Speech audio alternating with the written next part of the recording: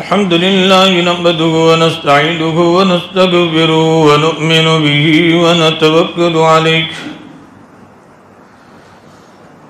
ونعوذ بالله من شرور أنفسنا ومن سيئات أعمالنا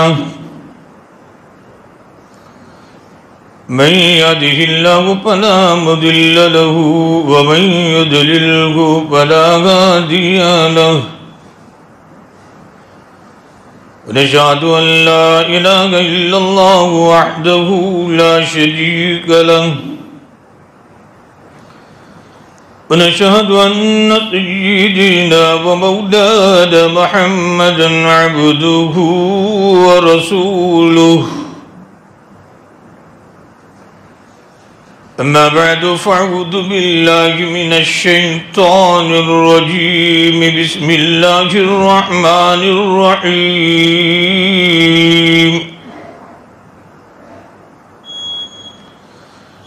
إن الذين قالوا ربنا الله ثم استقاموا تتنزل عليهم الملائكة ألا تخافوا ولا تحزنوا وابشروا بالجنة التي كنتم توعدون وقال الله تبارك وتعالى وإن تعدوا نعمة الله لا تحصوها وقال النبي صلى الله عليه وسلم من أمتي يدعون يوم القيامة غرا محجلين من آثار الوضوء أو كما قال عليه الصلاة والسلام. میرے بزرگوں، دوستو، اللہ تعالیٰ نے بے شمار نعمتیں ہم سب کو عطا فرمائی ہے. عظیم نعمت اللہ تعالیٰ نے ہمیں عدم میں سے وجود دیا. دنیا میں نہیں تھے، ہمیں اللہ نے تمام عیوب سے منزہ اور پاک ایک انسان بلکہ ایمان والا بنایا. سب سے عظیم نعمت. اگر اس کے علاوہ اللہ کوئی نعمت دوسری نہ دیتے، کوئی نعمت نہ دیتے اس کے علاوہ، ایمان کی جو دولت اور نعمت عطا فرمائی ہے، تو بھی شاید یہ نعمت بھی کافی ہو جاتی.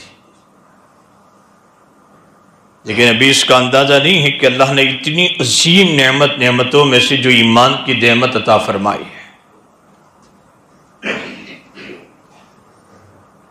کہ اسی نعمت پر اللہ نے دائمی کامیابی کا وعدہ فرمایا ہے.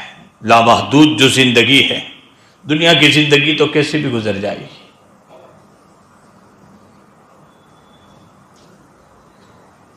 ہمارے حضرت مولانا غلام صاحب بورسلی رحمۃ اللہ علیہ فرماتے تھے کہ میں ایک جھوپڑی میں رہنے والے مسلمان کو دیکھتا ہوں جو چٹنی روٹی پر زندگی گزار رہا ہے، اور ایک بڑے سے بڑا اقلیم بادشاہ کو میں دیکھتا ہوں.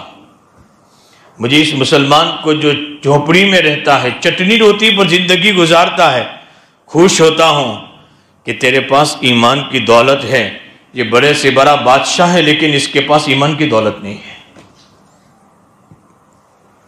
ہمارے حضرت تھانوی رحمۃ اللہ علیہ جس وقت رمضان المبارک میں حضرت کی تفسیر ہوتی تھی، بہت لمبی تعداد میں لوگ دیہاتوں سے بھی آ جاتے تھے.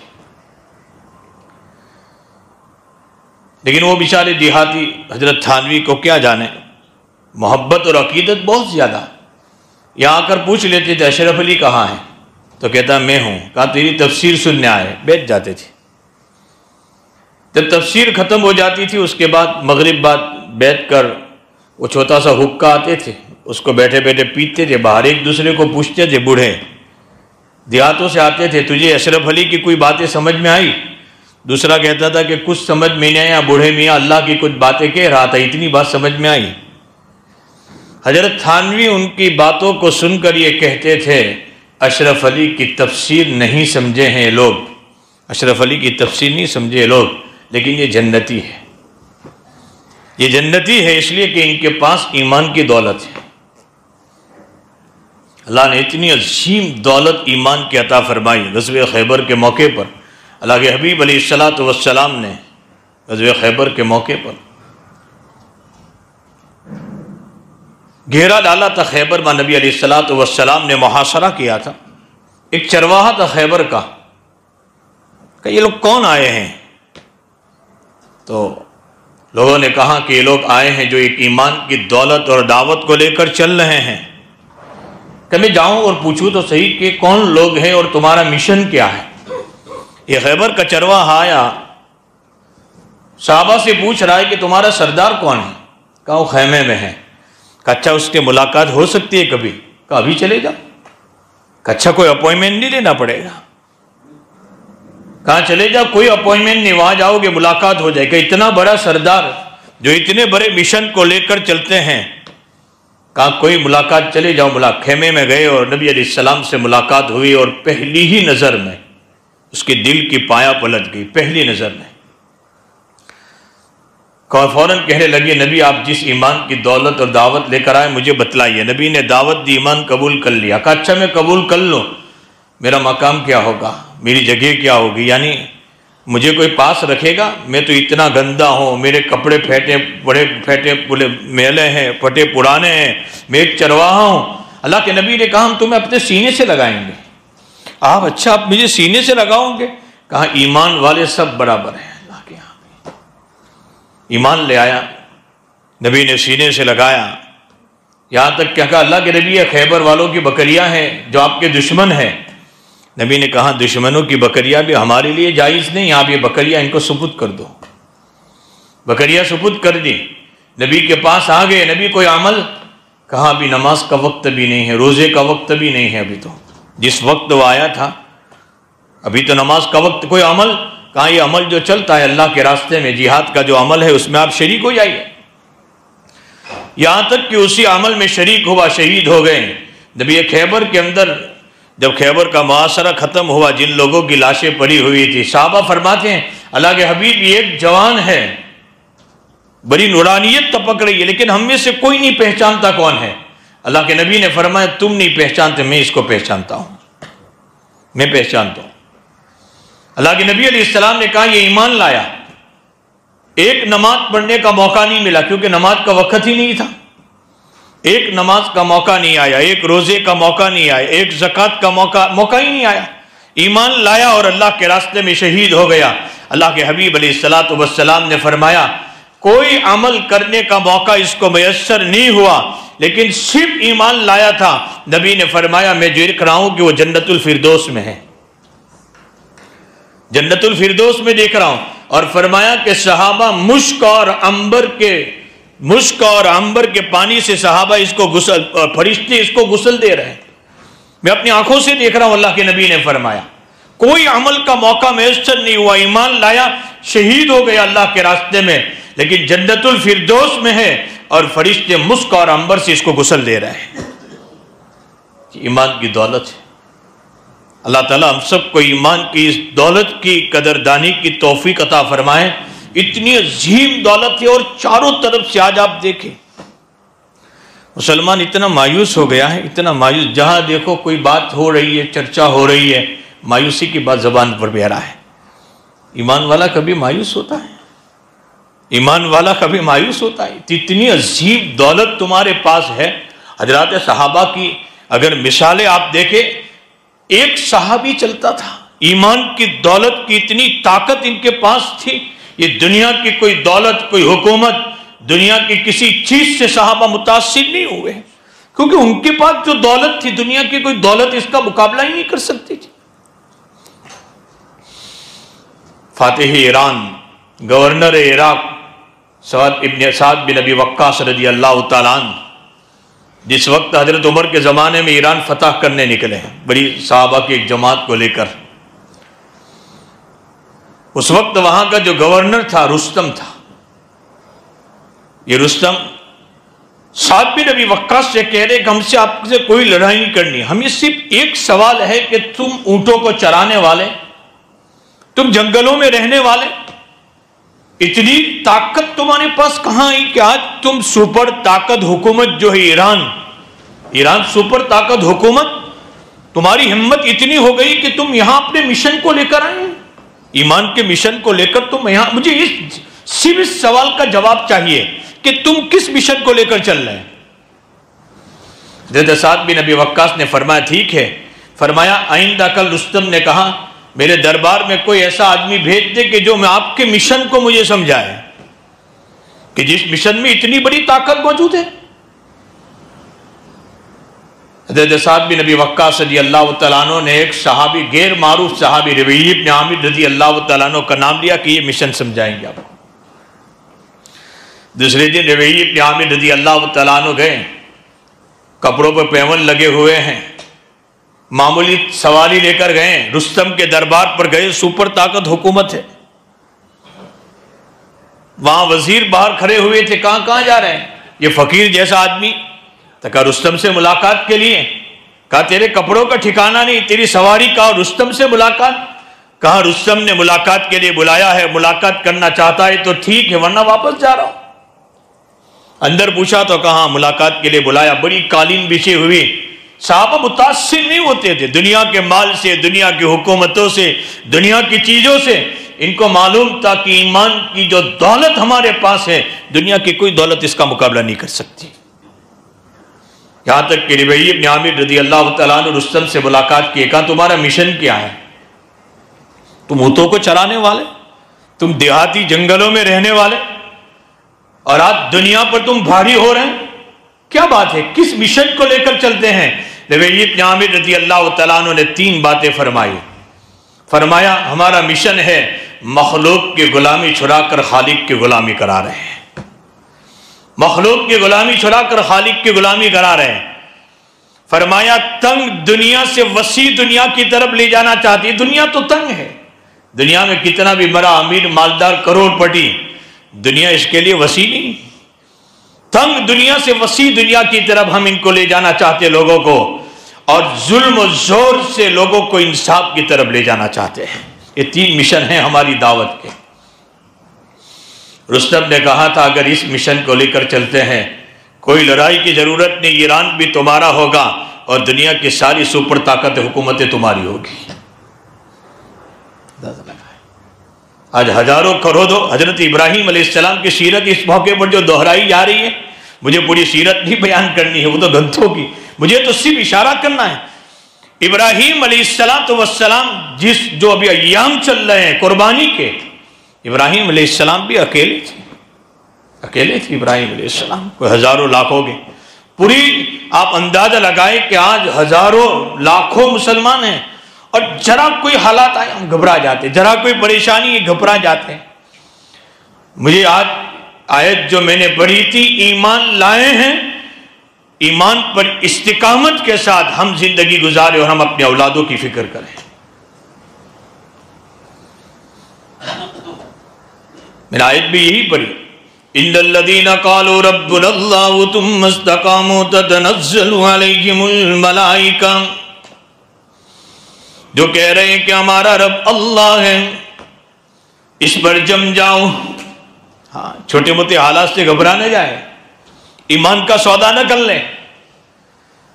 ثم استقاموا تتنزل علیہم الملائکہ، اللہ آسمان سے ملائکہ کو اتاریں گے، تمہارے دلوں میں یہ تسلی پیدا کریں گے، اللہ تخافوا ولا تحزنوا وابشروا بالجنة التي كنتم توعدون، خوف بھی نہ کریں، غم بھی نہ کریں، اور یہ بشارت دیں کہ اس جنت کا جس جنت کا تم سے وعدہ کیا گیا ہے۔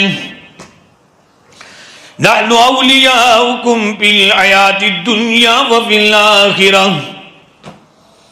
قرآن ایک جو وعدے فرما رہا ہے اس کے اوپر، لیکن ایمان لائے ہیں جم جائیے اس کے اوپر، اپنے بچوں میں بھر دے ایمانیت کو، کود کر اپنے بچوں میں ایمانیت بڑھیں، تاکہ ایک دنیا کے معمولی عشق اور دنیا کے معمولی محبت اور کوڑیوں کے خاطر یہ ہمارے بچے ایمان کا سودا نہ کر دیں، ہماری بچیاں ایمان کا سودا نہ کریں، ہم ذمہ دار ہیں اس کے۔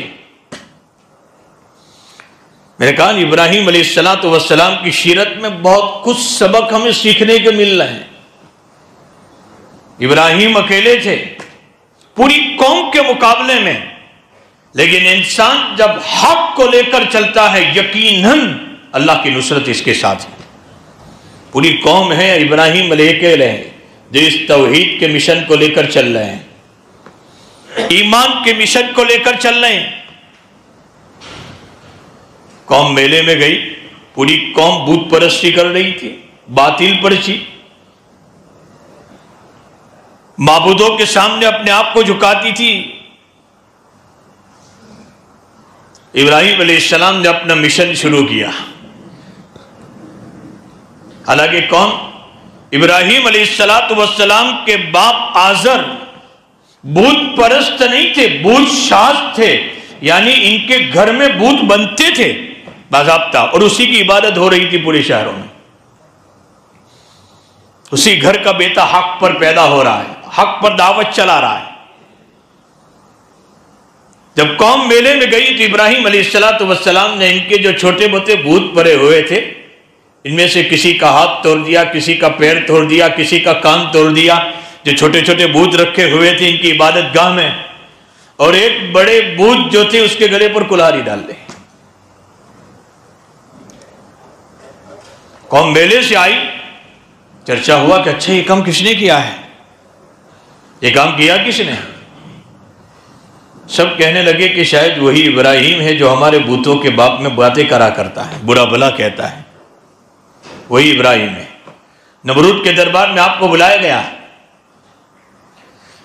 ابراہیم علیہ السلام کی ایک ایک ادا اللہ کو اتنی پسند آئی کہ قرآن کے رکعات میں اللہ اس کو جمع کر رہا ہے، ایک ایک ادا کو۔ آلو سمینا پتیذکرم یو آلو لہو ابراہیم، انہوں نے کہا کہ ہم نے ایک جوان کو اس کا تذکرہ کرتے ہوئے سنا تھا جس کا نام ابراہیم تھا۔ بڑی دعوت ہے میرے جوانوں، اپنی جوانی کو موبائل میں، انٹرنیٹ میں، خرافات میں ضائع نہ کریں، نہ کریں اپنی جوانی کو۔ ابراہیم جوان تھے جس وقت آپ اس مشن کو لے کر اٹھے۔ اصحاب کہف جس وقت دعوت کے اور حق کے اور ایمان کے مشن کو لے کر اٹھے، بڑی جوانی میں اٹھے تھے۔ قرآن کہتا ہے انہم فتیۃ آمنوا بربہم وزدناہم ھدی، اصحاب کہف کی ایک جوانوں کی جماعت تھی۔ میرا جوان آج گھنٹوں ضائع کر رہا ہے خرافات میں، لہو و لعب میں، عریانیت میں، غلط چیزوں میں۔ بڑا سبق مل رہا ہے۔ ابراہیم علیہ السلام کو نمرود بلا رہا ہے، یہ ہمارے بتوں کے ساتھ آپ کام ابراہیم آپ نے کیا تھا؟ ابراہیم علیہ السلام نے نہ نہیں کہا۔ ابراہیم علیہ السلام کہتے ہیں کہ ان بتوں کو پوچھ لو نا، انہی بتوں سے سوال کر لو جو تمہارے معبود ہیں، ان معبودوں کے ساتھ یہ کام کس نے کیا؟ ابراہیم علیہ السلام دماغ کی کھڑکیوں کو کھولنا چاہتے تھے۔ انہوں نے کہا کہ ابراہیم تم جانتے ہیں یہ بت بولتے کہاں ہیں، یہ کہاں بولتے ہیں، ان سے پوچھے۔ ابراہیم علیہ السلام نے کہا جو بولتے نہیں، جو سنتے نہیں، وہ تمہارے معبود، وہ تمہاری حفاظت کریں گے جب اپنی حفاظت نہیں کر سکتے۔ فَبُهِتَ الَّذِي كَفَرَ، لاجواب ہو گئے۔ انسان لاجواب کیا ہوتا ہے تو اس وقت پھر اب انتقام کے در پر آ جاتا ہے، بدلے کے در پر۔ نمرود نے کہا کہ آگ جلاؤ، 40 میل کی آگ جلائی جا رہی ہے جو آسمانوں سے باتیں کر رہی ہے، ایسی آگ چلائی گئی ابراہیم علیہ السلام کو آگ میں ڈالنے کے لیے۔ ابھی میں نے کہا تم دعوت حق لے کر اٹھو تو صحیح، اللہ کی قدم قدم پر تمہاری نصرت آئے گی۔ ابراہیم علیہ السلام لے کر اٹھے، یہاں تک کہ 40 میل کی آگ چلائی جا رہی ہے۔ اب ایسے موقع پر فرشت آسمانوں میں ہلچل مچی ہوئی، آسمانوں میں جبرائیل امین آئے کہ جبرائیل ابراہیم مدد کروں آپ کی۔ جبرائیل امین بھی آئے۔ ابراہیم علیہ السلام نے کہا کہ جبرائیل ہٹ جاؤ بیچ میں سے، خلیل کو رب خلیل نے آگ میں ملنے کا وعدہ فرمایا ہے، ہٹ جاؤ بیچ میں سے۔ آگ میں ڈالا جا رہا ہے، پرندوں میں بھی ہلچل مچی ہوئی ہے۔ پرندے چھوٹے چھوٹے بوندوں میں اپنی چونچوں میں پانی لا کر ڈال رہے اس آگ میں کسی نے کہا پرندوں سے تمہاری ان چونچوں کے پانی سے کیا یہ آگ بجھنے والی ہے؟ پرندوں نے کہا ہمیں بھی معلوم ہے. اور ایک طرف چھپکلی جو تھی یہ اس میں پھونکے مار رہی ہے تاکہ ایک اور آگ کو بھڑکائے. اسی دین سے حکم دیا کہ جو چھپکلی کو مارے گا اس پر ثواب ملے گا، اور ان پرندوں کو حلال کر دیا اللہ نے. یہاں تک کہ پرندے جو چھوٹے چھوٹے بوند پانی کے ڈال رہے ہیں، کہا ہمیں بھی معلوم ہے کہ ہماری ان بوندوں سے آگ نہیں بجھنے والی، لیکن کل ابراہیم علیہ السلام کے عاشقین کو اللہ بلائے گا تو کم از کم ہمارا نام بھی تو آ جائے گا. مجھے اسی کو دعوت دینا ہے آپ سب کو. آج جس طرح چھپکلی پھونکے مار رہی تھی، اسی طرح آج ایمان پر، اسلام پر آج پھونکے مارنے والے بہت پیدا ہو رہے ہیں، جو کہیں ایمان پر، کہیں اسلام پر، کہیں نبی پر، کہیں قرآن پر کیچڑ اچھال رہے ہیں. اور اسلام کو، ایمان کو اس موقع پر ہم کیا کریں گے؟ ایمان پر استقامت پیدا کریں، اور ہم کم از کم ایمان کی دعوت کو اور ایمان کو مضبوط کرنے کی فکروں کو اپنی اولاد کے، اپنے رشتہ داروں میں، اپنے پڑوسیوں میں کم از کم ہم ان پرندوں کی طرح چھوٹے چھوٹے بوند، تو ان میں سے جتنے لوگ بیٹھے ہیں ایک ایک قطرہ بھی روزانہ ڈالے گا اور ایک ایک چھوٹی چھوٹی محنت بھی کرے گا تو یریدون لیطفئوا نور اللہ بافواہہم واللہ متم نورہ ولو کرہ الکافرون. یہ جس طرح چھپکلی ابراہیم علیہ السلام کی آگ میں پھونک مار رہی تھی، کچھ نہیں ہوا، اللہ نے کامیاب کر دیا ابراہیم علیہ السلام کو. ان کی پھونکوں سے کچھ نہیں ہونے والا، کچھ نہیں ہونے والا. لیکن ہم کم از کم پرندوں کی طرح ہم بھی تو بودے ڈالے کچھ. بالکل غفلت میں ہم سوئے ہوئے ہیں، بالکل ہم آج شراب کے نشے میں انسان جیسے پڑا ہوا ہے، اس طور پر ہم غفلت میں پڑے ہوئے ہیں. شاہ عطا اللہ صاحب بخاری رحمۃ اللہ علیہ کا زمانہ تھا. اس وقت حضرت عائشہ رضی اللہ تعالیٰ عنہ پر، ماں عائشہ پر کسی نے نعوذ باللہ کچھ کیچڑ اچھالا تھا. شاہ عطا اللہ صاحب بخاری رحمۃ اللہ علیہ نے پورے گاؤں کو جمع کیا، کہا کہ آج تک عطا اللہ کو دعوت دیتے تھے بیان کے لیے، آج عطا اللہ تم کو بلا رہا ہے. سب کو جمع کیا اور آپ نے تقریر فرمائی کہ ماں عائشہ پر ایک بدماش نے، ایک خبیث نے کیچڑ اچھالا ہے اور غلط باتیں اس نے شائع کی ہے. کون ہے کہ جو اس کو ٹھکانے پر لگائے اور ماں عائشہ کی محبت کا حق ادا کرے؟ یہاں تک کہ مسجد کے دروازے کھلے تھے. ایک تو شرابی تھا، مسلمان تھا، لیکن وہاں سے صرف گزر رہا تھا، وہ بھی تھوڑی دیر کھڑا ہو گیا تھا. شراب کے نشے میں آدھا نشے میں نہیں تھا. یہ باتیں غور سے سن رہا ہے. صبح میں ایک خنجر لے کر نکلا اور پہنچا وہاں 4 دن کے بعد، جہاں ماں عائشہ پر تہمت لگانے والے خبیث نے خنجر سے، اس وقت انگریزوں کا زمانہ تھا، ختم کر دیا اس کا کام. اور ختم کرنے کے بعد خود پہنچ گیا انگریز پولیس کے پاس کہ اس کا قاتل میں ہوں، جو سزا منظور ہو دینے کے لیے تیار ہوں. یہاں تک کہ دونوں طرف کیس چلے. جو مسلمان تھا اور جس نے کام کیا تھا، اس کے وکیل کہنے لگے کہ بھائی جس وقت کورٹ میں بلائے تو یہ کہہ دینا میں تو شراب کے نشے میں تھا یا میں ذہنی طور پر سلامت نہیں تھا اور میں نے یہ کام کر لیا. وہ وکیلوں سے کہہ رہا تھا آج تک تو زندگی کے 45 سال نشے ہی میں گزرے ہیں، نشے ہی میں گزرے تھے. نہ دین کی بیداری، نہ نماز کی بیداری، بس دنیا کے نشے میں دنیا کے عیش، دنیا کی عشرت، دنیا کی محبت کے پیچھے دوڑ رہا تھا. میری زندگی کے 45 سال تو نشے ہی میں گزرے ہیں. ایک کام اچھا کر لیا ہے جو ایک سمجھو کہ نشے میں نہیں بلکہ ہوش و حواس میں کیا ہے. میں تو اسی کام کو لے کر اللہ سے ملاقات کرنا چاہتا ہوں، اور تم یہ کہتے ہو کہ اس میں بھی کہہ دینا کہ نشے میں تو. فرمایا سزا جاری ہو جائے جو منظور ہو. کم از کم نبی سے کہہ دوں گا کہ نبی نہ نماز پڑھی نہ روزہ رکھا، بہت کمزوری میں زندگی گزاری ہے، لیکن ایک کام تمہارا عشق اور ماں عائشہ کی محبت میں جان کا نذرانہ پیش کر کے آیا ہو، سفارش کر دینا اللہ کے پاس. ہو سکتا ہے کہ میرا نبی ماں عائشہ کی محبت کے نذرانے میں اور نبی کے اہل بیت کی محبت میں کم از کم میری سفارش ہو جائے اور میں جنت میں چلا جاؤں. اور تم کہتے ہو کہ نشے میں کہہ دینا. میں آج سب کو یہی دعوت دے رہا ہوں آج یہ نہیں کہتا ہوں کہ آپ خنجر لے کر نکل جائے، نعوذ باللہ، میں تو ایک ہی دعوت، ایمان پر رہے، اپنا ایمان مضبوط کرے، اپنی اولادوں کا ایمان مضبوط کرے۔ ان الذین قالوا ربنا اللہ، حضرت ابراہیم علیہ السلام۔ آج ہم اپنی اولادوں کو، میں نہیں کہتا کہ آپ اسکول نہ پڑھائیے، میں نہیں کہتا کہ آپ انگریزی تعلیم نہ پڑھائیے، میں اس کی زمین ہے آپ ضرور پڑھائیے، لیکن کیا اپنے بچوں کی ایمان کی آپ فکر کر رہے ہیں؟ صرف انگریزی تعلیم، صرف فرنگی تہذیب اور تمدن پرانے کی کوشش تو کر رہے ہیں، لیکن میں نے اور آپ نے اپنے بچوں کی ایمان کی کیا حفاظت کی؟ حضرت ابراہیم علیہ السلام نے اللہ کی محبت میں ضرورت پڑی تو اپنے لگتے جگر حضرت اسماعیل کو پیش کر دیا۔ آج اللہ یہ تو نہیں کہتا ہے کہ اپنے لگتے جگر کو قربان کر دو، کم از کم اپنی اولادوں کو ایمان اور اسلام کم از کم یہ تو پڑھاؤ، دین کے لیے فارغ تو کرو، کم از کم دین کی محبت اور عشق ان کے دلوں میں ہر ایک والدین پیدا کریں۔ کیا ہم اس کے ذمہ دار نہیں ہیں؟